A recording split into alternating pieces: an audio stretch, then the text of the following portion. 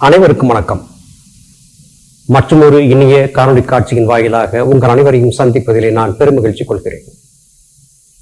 சித்த வித்தை அல்லது வாசியோகம் பெயர் எதுவாக வேண்டுமானாலும் இருக்கட்டும், இந்த விதமான பயிற்சிகளை மேற்கொண்டு ஆன்மாவை பலப்படுத்தி முத்தி மோட்சத்தை அடைய வேண்டும் என்று கருதக்கூடியவர்கள் சில தத்துவங்களை புரிந்திருக்க வேண்டும்.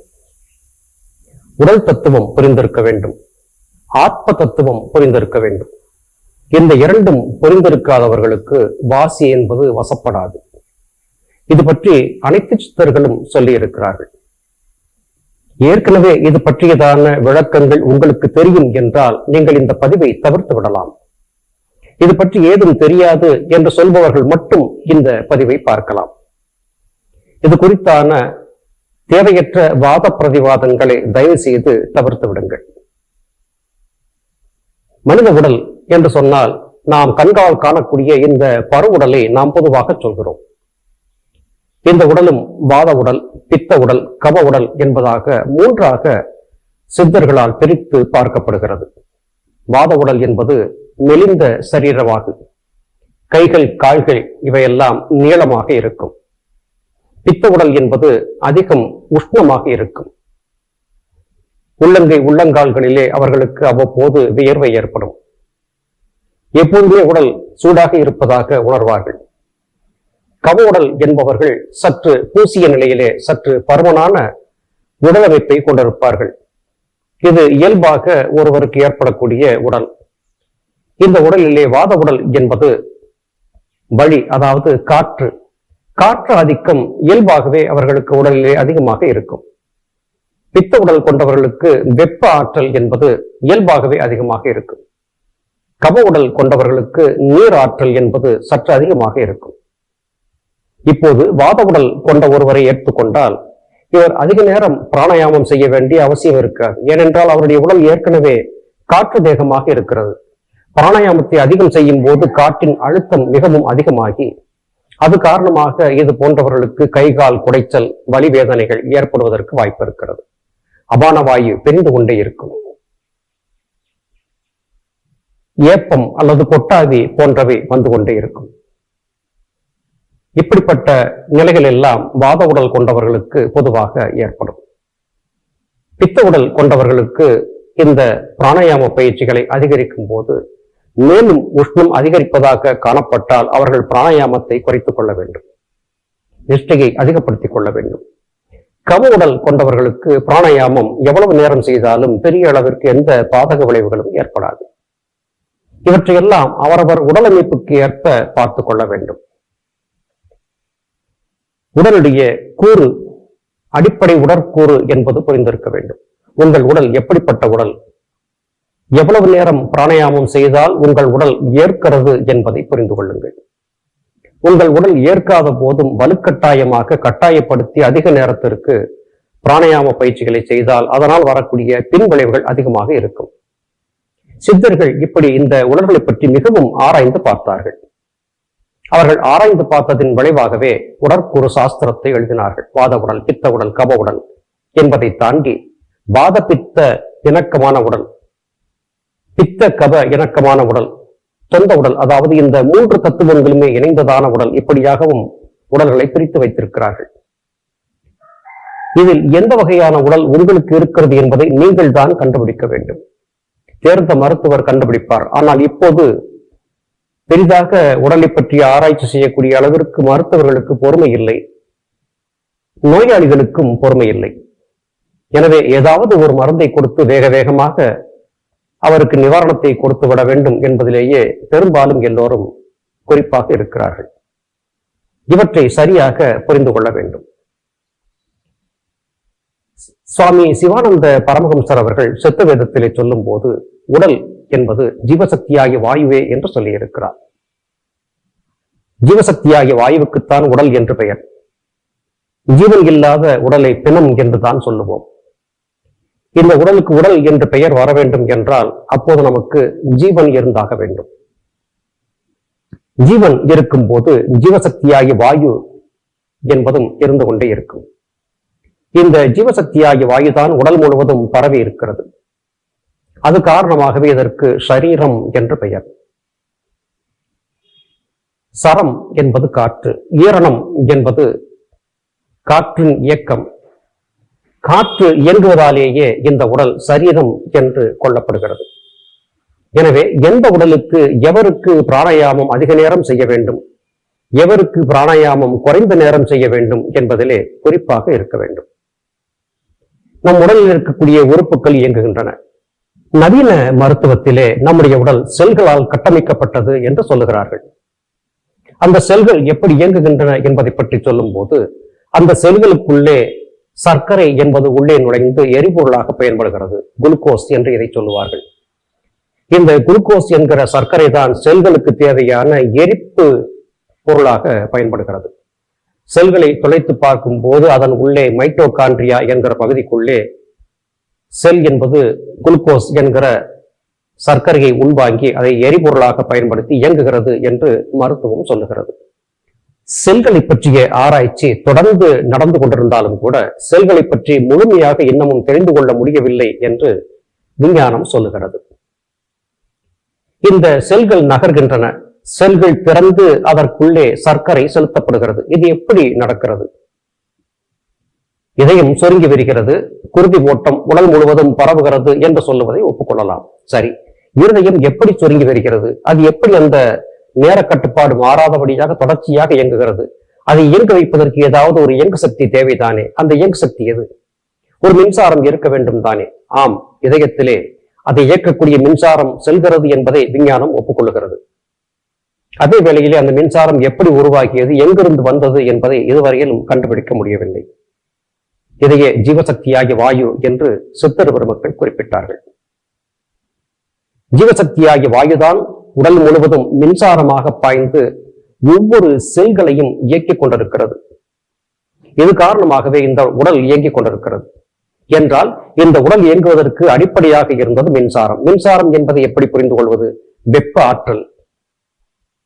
ஜீவனுடைய வெப்ப ஆற்றல் எந்த அளவிற்கு இருக்கிறதோ அந்த அளவிற்கு உடல் இயக்கம் இருக்கும். இது அதிகரித்தாலும் ஆபத்து, குறைந்தாலும் ஆபத்து. குறைந்த மின் ஆற்றல் வரும்போது சில குறிப்பிட்ட பகுதிகளில் இருக்கக்கூடிய உடல் உறுப்புகள் இயங்க முடியாமல் போகின்றன. மின்சாரம் அதிகமாக போகும்போது அந்த உறுப்புகள் அதீத வெப்பத்தின் காரணமாக புண்ணாகி போகின்றன. இதை இட்டிஸ் என்று சொல்லுவார்கள். இதய உறை கெட்டு போனால் அதை பெரிகார்டிட்டிஸ் என்று சொல்லுவார்கள். உடலிலே ஒரு குறிப்பிட்ட உறுப்பு அழற்சி அடைகிறது என்றால் அதை இட்டிஸ், அதாவது வேக்காடாகிவிட்டது என்று குறிப்பார்கள். இப்படித்தான் இந்த உடலிலே வெப்ப ஆற்றல் கூடுவதும் குறைவதுமாக ஏற்படக்கூடிய காரியங்களால் பாதிப்புகள் ஏற்படுகின்றன. இந்த உடல் இயங்குவதற்கு இந்த 3 தத்துவங்கள், வாதம், பித்தம், கபம் என்கிற 3 தத்துவங்கள் இயங்குகின்றன. ஆனால் இந்த 3 தத்துவமும் எங்கிருந்து வருகின்றன? ஜீவனிலிருந்து வருகின்றன. ஜீவனின் தத்துவத்தை புரிந்து கொள்ள வேண்டும். இப்போது உடல் என்பது ஜீவசக்தியாகிய வாயு. அதன் வெப்ப சக்தி தான் உள்ளிலே நகர்ந்து சென்று ஒவ்வொரு செல்லையும் திறக்கவும் மூடவும் வைக்கிறது, அதை இயங்க வைக்கிறது என்பதை புரிந்து கொண்டோம். ஜீவசக்தியாகிய வாயு என்கிற வெப்ப சக்தியால் மட்டுமே நம்முடைய உடல் இயங்கிக் கொண்டிருக்கிறது என்பது இப்போது தெளிவாக புரிந்துவிட்டது. இதை போலவே ஜீவனுடைய தத்துவத்தை புரிந்து கொள்ள வேண்டும். ஜீவன் எப்படி இயங்குகிறது, ஜீவன் எப்படி இவற்றையெல்லாம் இயக்குகிறது என்று பார்த்தால், ஜீவன் நேரடியாக பராபரத்தால் இயக்கப்படுகிறது. நம்முடைய வீடுகளிலே தொலைக்காட்சி பெட்டிகள் வைத்திருக்கிறோம். வேறு மின்னணுவியல் இயக்கத்தில் இருக்கக்கூடிய கருவிகளை பயன்படுத்துகிறோம். அவற்றை இயக்குவதற்கு ரிமோட் கண்ட்ரோல் என்று சொல்லக்கூடிய தொலைவில் இருந்து இயக்கக்கூடிய கருவிகளை பயன்படுத்துகிறோம். இந்த 2 கருவிகளுக்கும் இடையிலே ஒவ்வொரு இயக்கத்தையும் மாற்றி அமைப்பது எப்படி நிகழ்கிறது?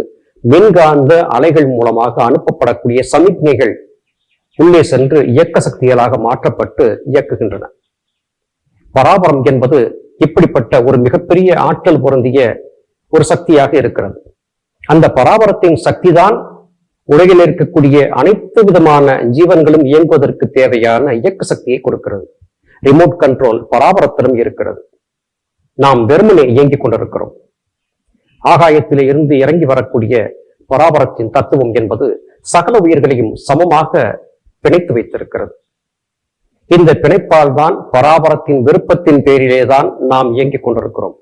எப்படி நூல் கயிற்றால் கட்டி ஆடவிடக்கூடிய நூல் பாவை என்பது இயங்குகிறதோ, பின்னாலே இருந்து நூல் பாவையை இயக்கக்கூடியவர் கைகளை கால்களை அசைத்து விரல்களை அசைத்து அங்கே கட்டியிருந்த நூலை அசைப்பதன் மூலமாக பாவையை இயக்குகிறார். பாவை கூத்து என்பது இப்படி நிகழ்த்தப்பட்டது. அதுபோல நாம் இயங்கிக் கொண்டிருக்கிறோம். நம்முடைய இயக்கம் முழுவதையும் பராபரம் மேலே இருந்து பாவை கூத்தாக நம்மை நடத்தி கொண்டிருக்கிறது. இந்த தத்துவங்களை புரிந்திருக்க வேண்டும். நேரடியாக பராபரத்திடமிருந்து வரக்கூடிய தத்துவம் நம்முடைய உடலிலே சார்ந்திருந்து நம்மை இயக்குவதற்கு தடையாக நம்முடைய எண்ணங்கள் இருந்து விடுகின்றன. எப்படி ஒரு தாயிடமிருந்து ஒரு குழந்தை உணவை பெற்று உண்கிறது. திடீரென்று குழந்தை உணவிலே விருப்பம் இல்லாமல் ஓட்டம் பிடிக்கிறது. தாய் துரத்தி பிடிக்கிறாள். சில வேளைகளிலே விட்டுவிடவும் செய்கிறாள். இது போல பராபரம் சில வேளைகளிலே நம்மை ஓடவிட்டு வேடிக்கை பார்க்கிறது. நம்மை கண்டுகொள்வதும் இல்லை.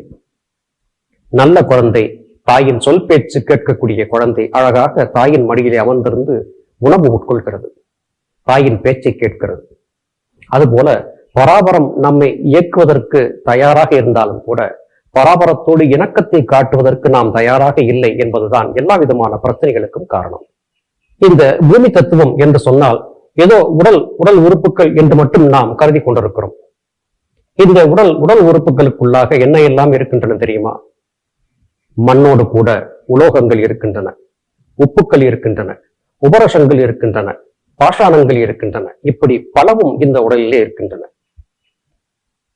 உடலுக்குள்ளே இரும்பு இருக்கிறது, தாமிரம் இருக்கிறது, தங்கம் இருக்கிறது, மற்ற பல உலோகங்கள் இருக்கின்றன. மனிதர்களால் அறிந்து கொள்ள முடியாத பலவிதமான உலோகங்கள் நம்முடைய உடலிலே இருக்கின்றன. உடல் என்று சொன்னால் ஏதோ தசையும் எலும்பும் கொண்டது என்று கருதிவிட வேண்டாம். அவைகளுக்குள்ளே 12 வகையான உப்புக்கள் இருக்கின்றன என்பதை டாக்டர் சூஸ்லர் என்பவர் கண்டுபிடித்தார். ஹோமியோபதி மருத்துவத்தின் உட்பிரிவாக இருக்கக்கூடிய பயோகெமிஸ்ட்ரி என்கிற மருத்துவ பிரிவிலே 12 தாது உப்புக்கள் நம்முடைய உடலில் இருப்பதாக சொல்லி இருக்கிறார். உடல் முழுவதையும் சுட்டு எரித்து சாம்பலாக்கி அதிலே இருந்து உப்புக்களை தனித்தனியாக பிரித்தெடுத்து விட்டால் வெறும் ₹1.35 அளவிற்குத்தான் நம் உடலுக்குள்ளே உப்புக்கள் இருக்கின்றன என்று டாக்டர் சூஸ்லர் சொன்னார். இது காரணமாக மனித உடலில் ஏற்படக்கூடிய பலவிதமான மாற்றங்களை உப்புக்களை கொடுப்பதன் மூலமாக கட்டுப்படுத்த முடியும் என்பதையும் அவர் கண்டுபிடித்தார். இப்படி நம்முடைய உடலுக்குள்ளே நாம் புரிந்து கொள்ள முடியாத பலவிதமான விஷயங்கள் இருக்கின்றன. நம் உடல் என்று சொன்னால் உப்புக்கள், பாஷாணங்கள், உபரசங்கள், இன்னும் பலவிதமான பொருட்கள் கலந்ததுதான் இந்த உடல். இவை எல்லாமே வாதம், பித்தம், கவம் என்கிற 3க்குள்ளே அடக்கம். இந்த 3ஐயும் இயக்குவது நாம் உண்ணக்கூடிய உணவிலே இருக்கக்கூடிய 6 சுவைகள். இந்த 6 சுவைகள் தான் இந்த 3 தத்துவங்களை இயக்குகின்றன. இவை எல்லாவற்றையும் தொகுத்து இயக்கிக் கொண்டிருப்பது ஆன்மாதான். ஆன்மாவை சீராக வைத்துக் கொண்டு விட்டால் மீதி இருக்கக்கூடிய எல்லா விதமான இயக்கங்களையும் ஆன்மா சீரமைத்து விடுகிறது. இது காரணமாகவே சித்தர்வர் மக்கள் ஆன்மாவை பலப்படுத்துவதிலேயே குறியாக இருந்தார்கள். அவ்வப்போது உடலில் ஏற்படக்கூடிய மாறுபாடுகளை சரி செய்வதற்காக உப்புக்கள், உலோகங்கள், உபரசங்கள், பாஷாணங்கள் ஆகியவற்றை எல்லாம் மருந்தாக மாற்றி தன் உடலிலே குறைந்துவிட்டவற்றை ஈடுகட்டிக் கொள்ளக்கூடிய காரியத்தையும் பார்த்தார்கள். ஆனால் இவற்றை ஈடுகட்டுவதற்கு உலோகங்கள், உபரசங்கள், பாஷாணங்கள் எடுக்கலாம். எது குறைந்திருக்கிறது, எது அதிகரித்திருக்கிறது என்பதை கண்டறிந்தால் அல்லவா அதை ஈடுகட்ட முடியும். தேவையில்லாமல் ஒன்றை உள்ளே எடுத்து விட்டால் அது வேறு விதமான விளைவுகளை கொடுத்து விடக்கூடும். இதெல்லாம் மிகப்பெரிய விஷயங்கள். எல்லாவற்றையும் போட்டு குழப்பிக் கொள்ள வேண்டாம். பராபரத்தின மனத்தை ஒப்படையுங்கள். எளிமையாக இருங்கள். ஜீவகாரணிய ஒழுக்கத்தை பேணுங்கள். அன்புமயமானவர்களாக இருங்கள். இடைவிடாது பராபரத்திடம் தனக்கு தேவையான சகலத்தையும் கொடுக்கும்படியாக பிரார்த்தனை செய்தபடியாக இருங்கள்.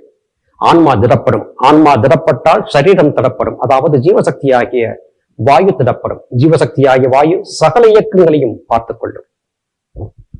இது காரணமாகவே நம்முடைய சித்தர்கள் ஜீவசக்தியாகிய வாயுவை பலப்படுத்தி ஆன்மாவை பலப்படுத்தக்கூடிய காரியத்தை மட்டுமே முக்கியத்துவம் கொடுத்து செய்து வந்தார்கள்.